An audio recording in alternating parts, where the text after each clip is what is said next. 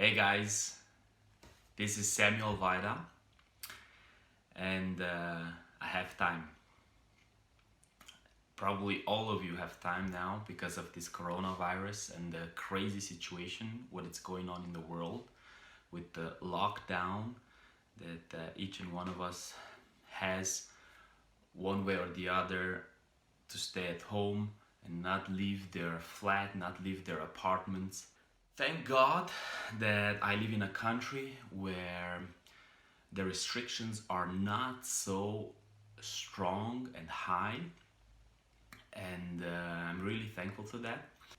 But first, before I tell you the reason and the why, the motivation, I just want to bring to your attention, probably you are aware more or less, the problem, the need, the problem with our world right now. First of all, probably you've already seen it in the news, all over the media, all over the world. The oil price has dropped to a historic zero. It even went to minus 40, negative minus 40. That means they will pay you to buy their oil. The historic low is, I think, in 1985, it went to $10.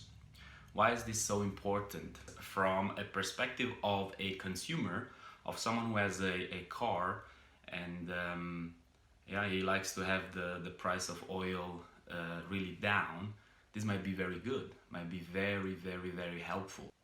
So as I was saying before, it might be good for us as consumers that the price of oil is cheap, but make no mistake about it, because this is the fuse that can and it might ignite a war.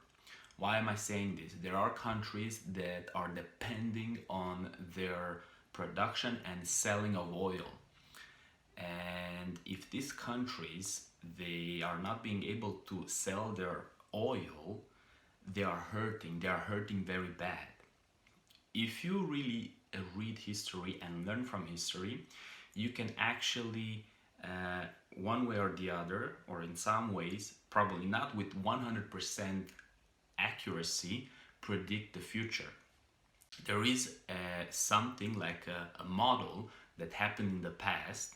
People in countries, they have been going to war with regards to oil.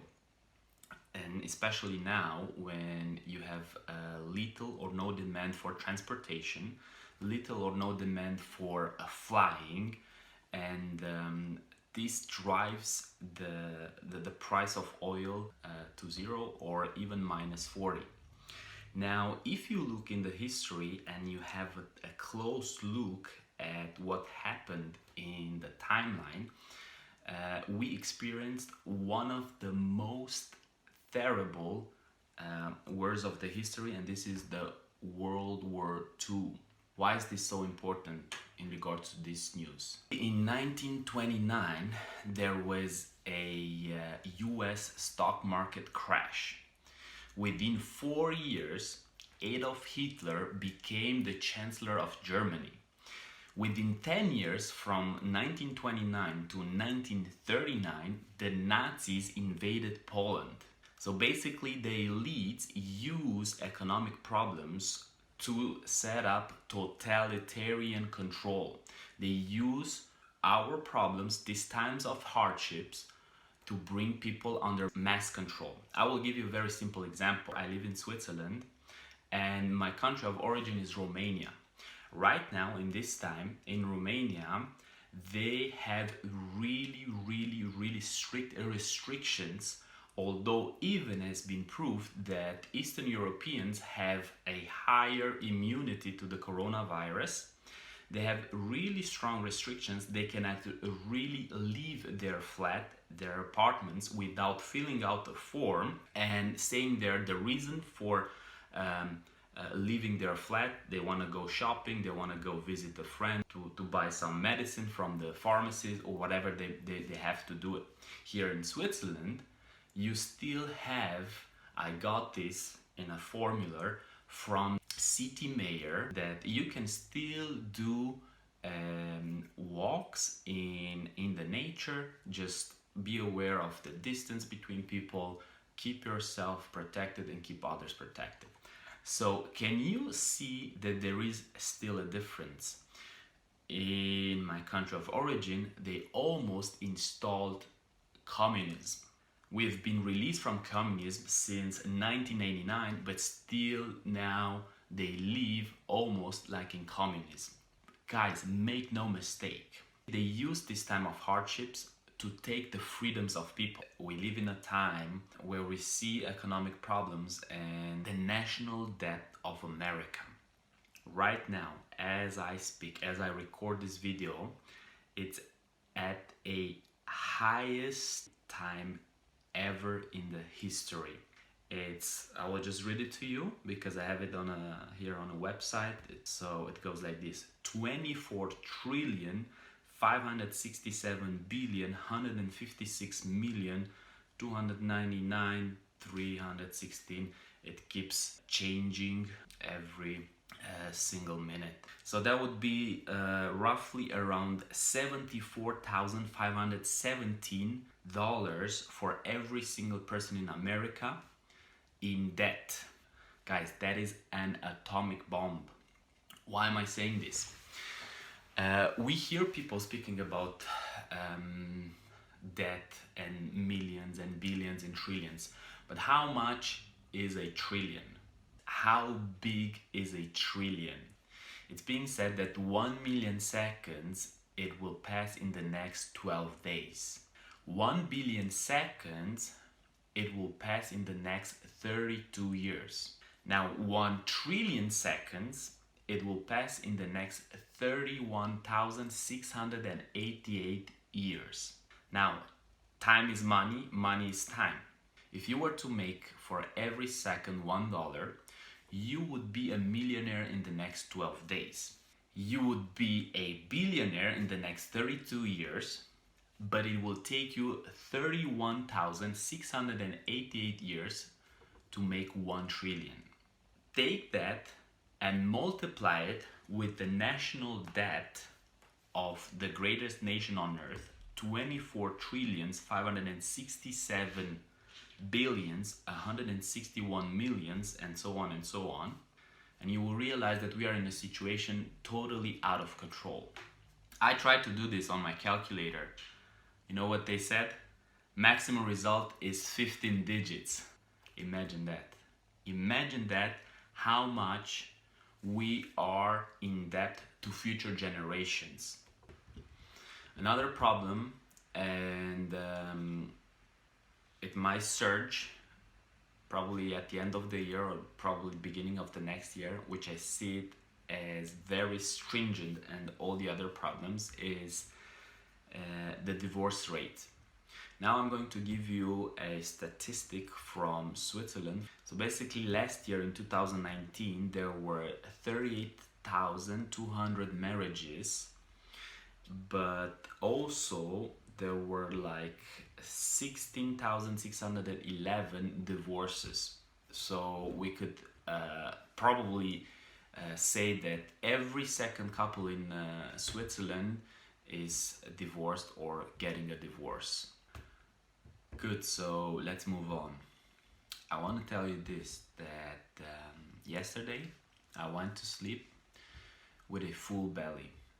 But there is people around the world which have less to eat or nothing to eat. And you know what? Actually, I can give you the right number. There are 842,485,831 undernourished people in the world. People that live in extreme poverty. And right now, today, 13,766 people died of hunger today.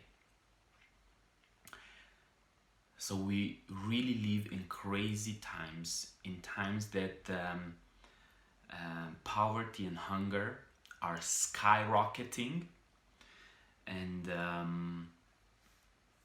yeah, it's just totally out of control. The next point that I want to touch is this: the unemployment rate globally, it's growing drastically. Right now it's at 7.7%. In Switzerland is, according to SECO, in March 2020 at 2.9%. So basically, we are living in perilous times, very hard times. You are already asking, what does this have to do with me? Basically, if you've already noticed, there is a red line between or through all these statistics and through all these stories. And this red line,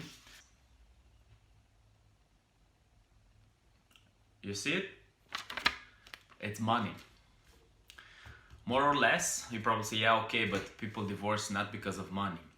50%, statistically talking, are divorcing because of financial problems. And all the others, they are related. And what I'm trying to say is this, guys. We are all in the same boat. Because even I, myself, because of the coronavirus, they closed the shop in which I was working. So basically, they had to unemploy me. I was doing a very, very, very cool job. I was selling these shoes. You see, Kibun, very cool shoes, very super, super comfy. Look at this sole, very, very soft, very good. It looks a little bit big from design, but I can tell you they are worthwhile and worth the money. So I really love my job. I really loved what I was doing. But yeah, you know, we are all in the same boat. Like I said, we live in very strange and interesting times. There is more to come, and more probably, as you already feel and you see all around you, a financial crisis has to come, and it will come either end of this year or the next year. If you like this video, please subscribe to my YouTube channel, share it with your friends, let's bring awareness, and stay tuned because I have much more to bring in value. Not only that you will be blessed through these videos, but I think there are some solutions to the problems that I just mentioned above. Be much blessed and have a beautiful, beautiful day.